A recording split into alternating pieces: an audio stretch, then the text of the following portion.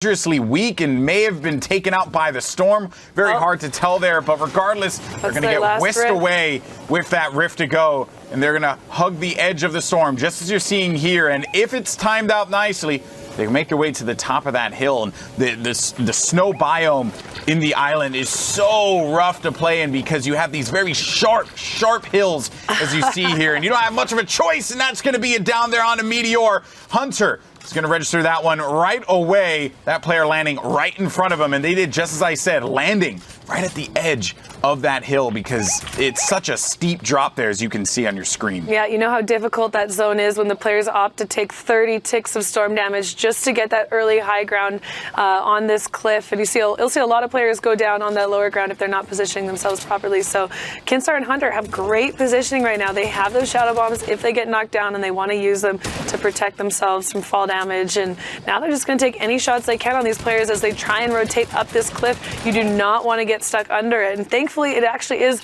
moving away from the cliff, so any players that were at the bottom of it are going to be okay. Now, Hunter and Kinstar need to make a good decision to either waterfall down, maybe they'll use the shadow bombs, but they've got lots of resources to work with right now. Getting some clean picks, double pickup from Hunter right now. 11 eliminations between the two of them. And these are eliminations that I'm sure Kinstar would want to be able to get back that HP that he lost from going outside of the storm to establish his position to begin with. But as it currently stands, though, you're going to have Hunter raining down damage on these players, so there's not really much of a chance that they could hold this off. Fury's going to have to dip down low. You're going to have Kazola alongside Johnny Boy. Zero's going to get chased down right below Kazola here, and Johnny Boy is going to make him pay for that. And while all that's going on, you're going to have Hunter and Kinstar owning up above. It's going to be a 2v2v2 here.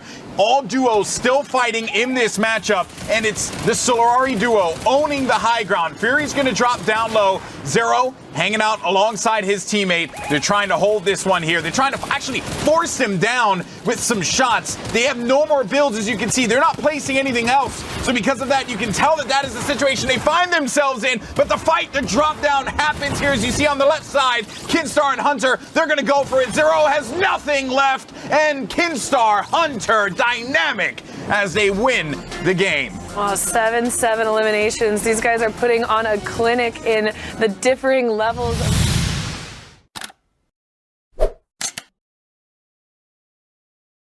He doesn't care. They'll let him know afterward, hey, my bad, but thank you for the point. Yeah, for sure. Nikov there was on the middle of your screen. You saw him for just a moment on the center there. Just playing low ground warrior, has to fend for himself. Now keep in mind, guys, this is duos. So anytime your duo partner goes down, that's 50% of your potential damage being eliminated. Potential sent back to lobby, especially with the Siphon. You kind of have to confirm those. Now Nate here going to try and challenge for the high ground. Check the builds, though. He's down to 40. It's all metal.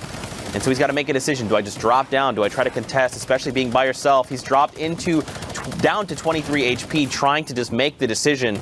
So in the end, punished for doing so, but he just needs a Siphon. He'll be back in it. He just wanted to wait for top 5. He was waiting out for this 2 additional points, making sure he got over, hearing all of those shots and everything go around. Particularly, look up on the high ground. What are you going to do about that? Minigun on one side, tactical assault rifle on the other. The light ammunition is just pouring down, and then Caxi and VR Nate are actually able to kind of get a coordinated pinch off there, and each one of them picks up one of the GL guys. So you have VR Nate in the bottom right, and he sends Caxi back. So now VR Nate in the top right in a 1v2. He goes out into the storm trying to get a little bit away. Wants nothing to do with the rat-tat-tat-tat of the Solari duo, but they're going to put it down anyway, getting that one out, throwing off a nice little dance. 15 points total, 5 elims, and the victory royale. But they got to be careful. There's an RPG down there too, Powder.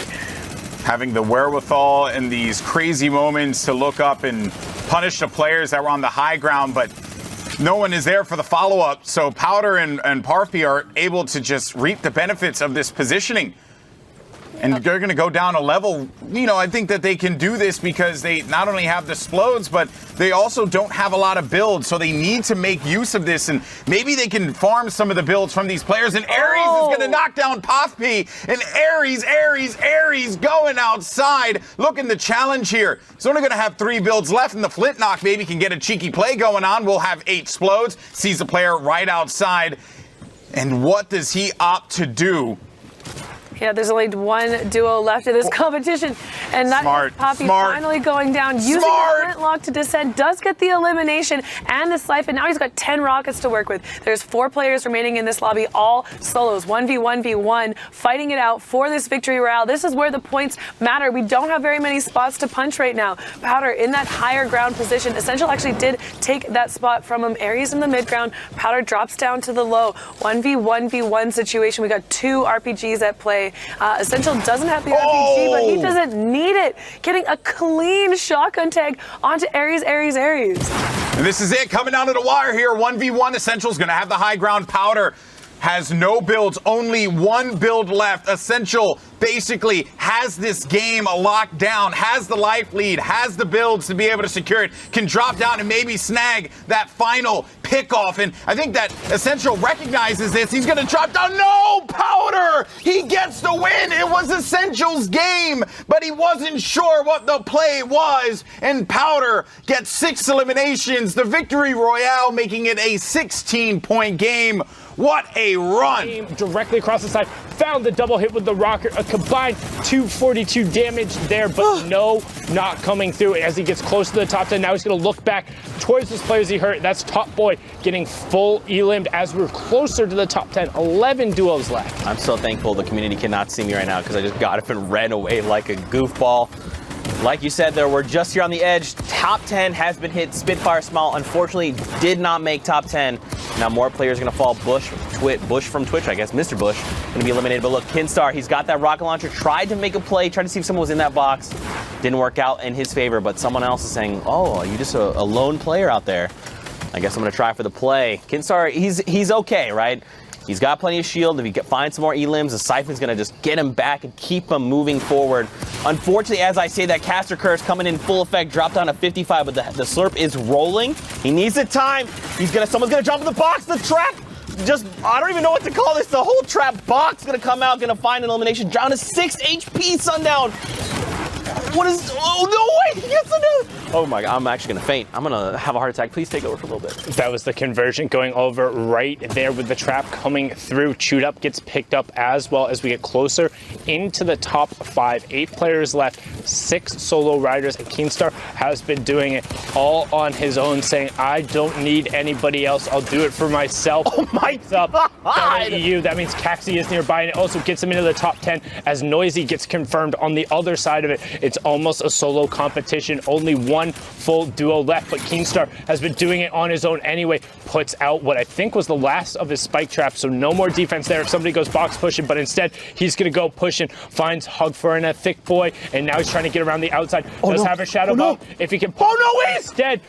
Launch pads up, tries to find a high ground, but needs to just find back in the zone, and no, can't get it. XP Jams gets him, but then Caxi converts. It's Prince versus Caxi as Caxi gets the siphon out. Prince is on the high ground. 58 points for Prince, trying to work top down on 5 elims right now in the 1v1. It's Caxi on the low ground. He should have minimum 15 builds, assuming he's able to pick it up, but it doesn't look like he drops out. Goes for the heavy snipe flick, doesn't find it, but Prince starts painting a portrait around him, misses him with every shot, but the last one connects. 6 elims for Prince, says take that one. 17 total points for him and his duo in their final. Throughout Fortnite's competitive history, time and time again, and it's going to be Tachinkin and Stompy that own this. And Kitty, we're getting down to the wire here, and this is looking really good considering where Stompy and Tachinkin are located in that high ground. Yep, they have that high ground, and I know we talked about a lot of players moving into the zone right away and then shooting back, but their strategy is to sit right at that back edge of the zone and pick off anyone making that early rotation, and it's always working out for them. So Stompy now making that play, breaking that wall, trying to take any of these walls, take advantage of the little bit of chaos that's caused when you're having to move with these storms. We saw him pick up 2 eliminations with this tac shotgun, and so don't be worried. If you don't have the best shotgun in the game, it doesn't seem to matter. We did spectate Cold as Freezing earlier. Now it looks like he's going to go and take off moth-like slamps. You know, there are a lot of people on the Fortnite competitive Reddit that are not the biggest fan of the gray tac shotty, and I totally get it. But right now, Stompy's going to be using the green one, which isn't, the best one either, right? It's not, I would think anyone would prefer the combat shotty, right, in a scenario like this. But if you're just consistent and connecting those shots, it doesn't really matter. the way that Stompy and Tachinkin play, any weapon that's going to be in their possession is going to be a gold tier weapon. That's just how good they are. We're going to have 4 duos left in this one. Stompy and Tachinkin going to be owning the high ground. And the ultimate load's going to be Moth. And then Pickles goes down for the fight. But Larson is going to engage, and that's going to lead us now into 2v1. And this is not looking good here for Larson, especially with the way that Tachinkin and Stompy like to swarm their opponents. And they're going to jump right in there. And I was thinking that they were going to try and phase into the flooring. But he's waiting around. He does identify the player. Stompy going on the hunt. He's down low. He knows he's going to have to push Stompy down to 4 HP. And that's the connection. 75 critical and the victory royale for this dominating duo. Vertical lobby, and here it goes. Menzie now dropping down towards him. Looks like Scout and Zestin on the high ground. X8 and Flick in between. Jarl playing a little bit of a bushwookie, but instead going to start trying to knock players down. And again, you kind of feel helpless. You just have to react to the situation as X8 picks up another one. Menzie goes down. He gets picked up. Fish pops out of water. A fish out of water. Not like this. Jarl says as he gets pulled up to the top. He gets Logic with the shot at the top, and he gets him into the top 10. He's now going to dive down, and he's on ultimate high as Darox gets knocked. Flick gets knocked as well. Can X8 be able to pick it up? X8 goes down, and all of a sudden, Jarl from rags to riches on the high ground in a 1v2 against Shield and Zeus. But Shields is loading the Flint Knock, so what it's going to be is Shields is going to look to jump out of Jarl. He goes up, but he only gets up to 1 level. Going to go for a reload. Zeus does have it, and there's 2 campfires up top. Jarl does have the math lead if Zeus goes too early, but instead Jarl stays with the zone. So now Jarl needs to find Shields. Confirm it! But no, it's not enough. It wasn't a siphon. No, he got it. He did.